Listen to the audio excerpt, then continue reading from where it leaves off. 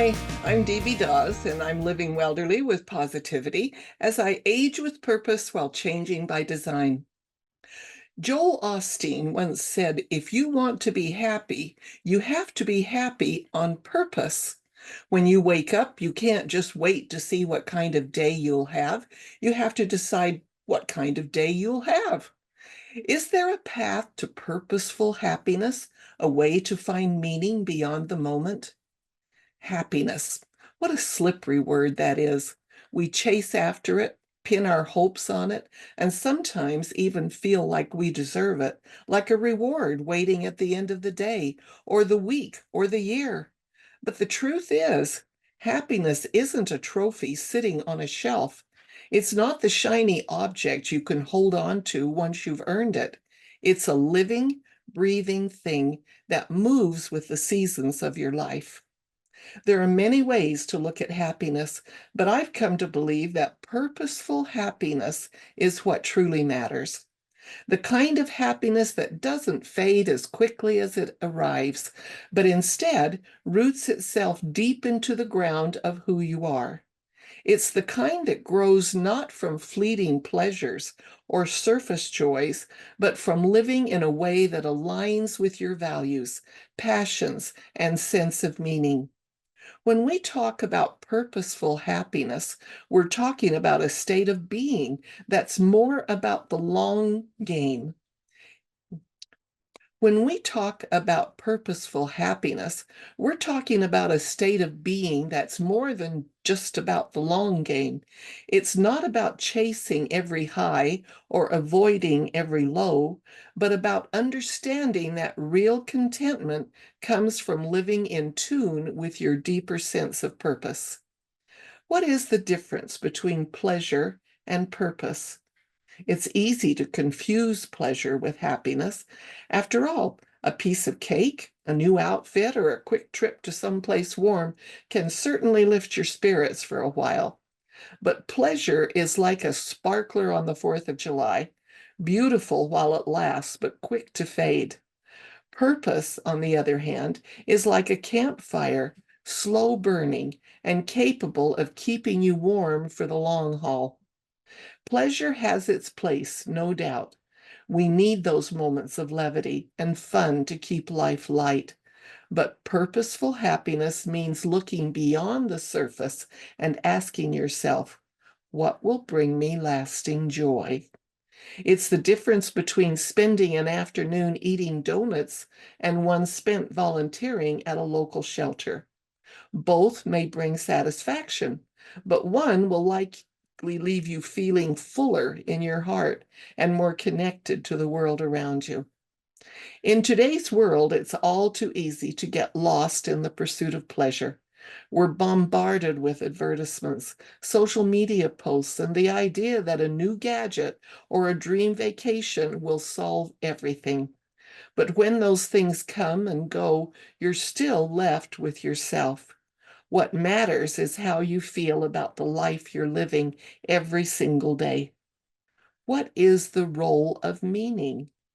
Happiness and meaning are closely tied together, and in many ways, meaning is the foundation of purposeful happiness.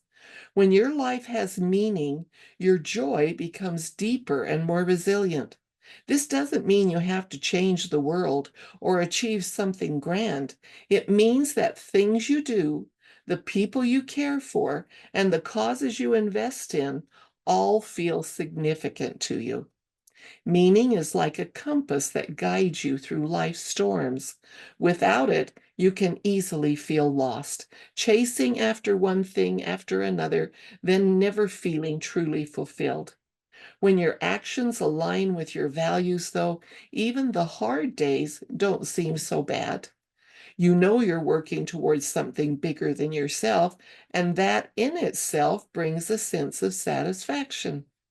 Take, for instance, someone who spends years raising a family. There will be days filled with exhaustion, frustration, and moments of doubt. But when they look back, the sense of purpose that came from nurturing their loved ones is a kind of happiness that outlasts any temporary struggle. They know their efforts meant something, that their life had value beyond their immediate wants and needs. There is beauty in small things. Purposeful happiness doesn't require grand gestures. Often it's found in the smallest of moments, the kind of moments that may slip by unnoticed if you're not paying attention. It's the way the sun warms your face on a cold morning, or how a dog's tail wags just because you walked into the room.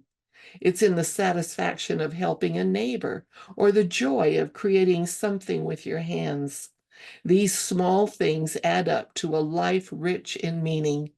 Too often we overlook them because they seem so ordinary. But when you're living with purpose, you start to see the extraordinary in the ordinary. You understand that happiness isn't always about the big moments, but the small ones that carry us through. How can you show resilience in the face of adversity? Living a life of purposeful happiness doesn't mean you'll never face hard times. In fact, life will throw challenges your way. It's inevitable. But when you have a strong sense of purpose, you'll find that you're more resilient in the face of adversity. That's because purposeful happiness isn't as easily shaken by external circumstances. It's a steadier, more grounded form of contentment. Think about it like this. When a tree has deep roots, it can withstand strong winds and harsh weather. Similarly, when your happiness is rooted in something meaningful, you're better equipped to handle life's difficulties. Purpose gives you the strength to keep going, even when things get tough, because you know your life has a larger context. I've always admired people who can find happiness even in the most challenging times. These are the folks who, when life knocks them down, they find a way to get back up. They know that happiness doesn't come from everything going perfectly all the time. It comes from how you respond when things go wrong. They look for meaning in their struggles and often come out stronger because of it. I was talking to my youngest son recently, and he became a little philosophical and left me with a new way of handling difficulties. Life is hard sometimes, and you might be thrown a curveball or two as you navigate this wonderful existence.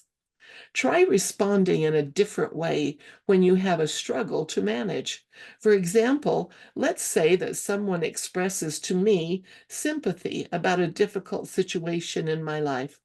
Perhaps the weather is really awful, or I have a particularly trying schedule to maintain, or I'm trying to manage a health challenge. Anything that might be hard. Someone might say to me, "Oh, that is so hard. I'm so sorry you're having to deal with that, or the other." Now, I have a choice of how I will respond. I can buy into the difficult aspect, and we can commiserate for a time, or I can simply say, "We'll see." Can you see the difference there? Buying into that mentality simply leaves those participating with feelings of dismay and maybe even a little hopelessness. But saying the words, "We'll see," leaves you feeling hope in the future. Be sure to say it with a big smile. A big key to all this is finding your purpose. If you're not sure what your purpose is, that's okay. Purpose doesn't always announce itself with a trumpet fanfare. Sometimes it whispers, and sometimes it changes over the course of your life. What brought you joy and fulfillment at one stage may evolve as you grow older and find your circumstances shift.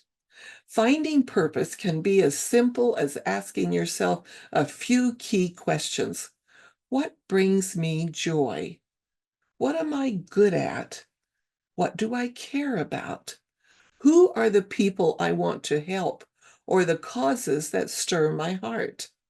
For some, purpose might come from their faith. For others, their work, their relationships, or their creative pursuits. What matters is that it feels true to you and that it gives you a reason to get up in the morning with a sense of anticipation and hope. Continue your journey to purposeful happiness because it isn't something you arrive at one day and declare, I'm done. It's a journey, a continual unfolding of life's mysteries and joys. As long as you're here on this earth, there will always be new opportunities to deepen your sense of purpose and live in a way that brings lasting joy. The beautiful thing about purposeful happiness is that it grows over time. It's not dependent on external factors that come and go, but on the way you choose to live your life. It's about finding joy in meaning, contentment in connection, and a sense of peace in the knowledge that your life, in all its complexity, has value. I want to tell you a story today about a woman named Bessie Coleman. Often, when we think of women in aviation, the first name that pops up is Amelia Earhart. There were many other women in aviation, and Bessie Coleman was an ace aviator. She was born in a tiny cabin in Texas, but even as a child, she had big dreams. She picked cotton and helped wash and iron clothes, but she also attended school and excelled in math. When Bessie was 11 years old, something happened that caught her attention and changed her life. The Wright brothers flew their first plane. She read everything she could find about airplanes, dreaming about the day she would soar through the sky. As a young woman, Bessie moved to Chicago, where her older brothers lived. She worked as a manicurist and saved money for flying lessons. She applied to flight school and was rejected. She kept applying and she kept getting rejected for the same two reasons. She was a woman and she was African American. Bessie refused to give up. So when she learned that women were being taught to fly in France, she knew what she had to do. She worked harder to save money and took classes to learn French. Bessie sailed to Europe, and soon she was finally taking flying lessons. Even though she had to walk several miles each day to school and she witnessed fatal crashes, her desire to fly never wavered. Bessie even managed to graduate from the 10-month course in 7 months. In 1921, she became the first African American woman to earn an international pilot's license. When she returned to the States, parades were held in her honor. Newspaper articles were written about her. She was a celebrity without a job. There were no aviation jobs for women. She returned to Europe and studied air acrobatics. Bessie returned to the States again, this time as a stunt pilot. She amazed thousands of spectators at her shows, doing loop-de-loops, figure eights, and barrel rolls. The press nicknamed her Queen Bess and wrote about her breathtaking stunts. In 1925, the show didn't go as planned. She had a serious crash and broke several bones. But instead of being upset about her physical injuries, she was sad that she had disappointed the fans who had bought tickets to see her fly. A year later, she was back in the air. As Bessie traveled the country, she frequently talked to young girls and women about aviation. She wanted to encourage and inspire the next generation to pursue their dreams of flying just as she had. And that's exactly what she did. That's all for today. If you like today's podcast, give it a like and then share it with someone you care about. I have similar messages on TikTok and Instagram. I appreciate the YouTube and the podcast platforms too. And you can go to my website, livingwelderly.com, for more information. And of course, I'd love it if you bought my book. It's called Brooks. It's a fantasy novel. It's available on Amazon, Ingram Sparks, or drop me a line and I'll mail you a copy. All the links are below for easy access. Whether you like paper pages, ebook convenience, or the fun of an audio, Brooks is available. One more thing. I've decided that whatever age I am, it's the new 30. Bye.